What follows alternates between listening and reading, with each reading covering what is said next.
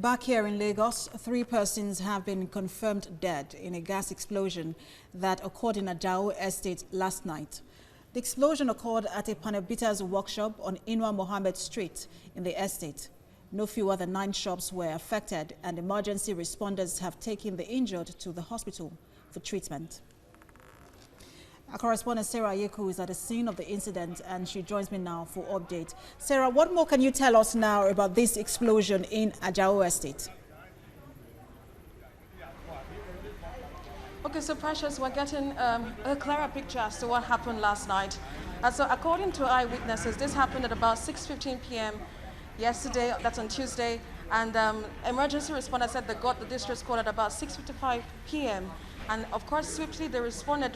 According to the residents, they said the emergency responders were here on time to see how they can put out this fire, especially from the fire service. So the shop that we're looking at here is, let me give you a picture of the kind of stuff that is being sold in the shop. As against what has been reported, that it's a cooking gas store. It is not a cooking gas store. It is actually a panel beater gas store. So you have some things that you'll find in this store unusually. This is like a receipt, an invoice for anybody that comes to buy anything in that shop. So you have welding equipment which has been sold in the shop, and from what we hear, the shop has been here for about 10 years.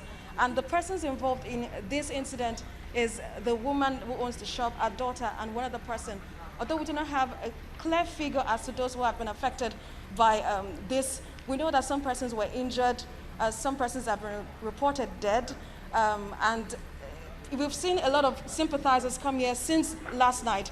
So till this morning, even till this time, Precious, a lot of persons are still coming around to sympathize with those who own their shops here and with the woman and her daughter that died last night. A lot of them have described her as a very good person.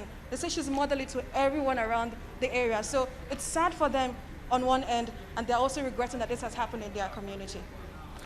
Sarah, what do we know now about those who were injured? What is their condition at the moment?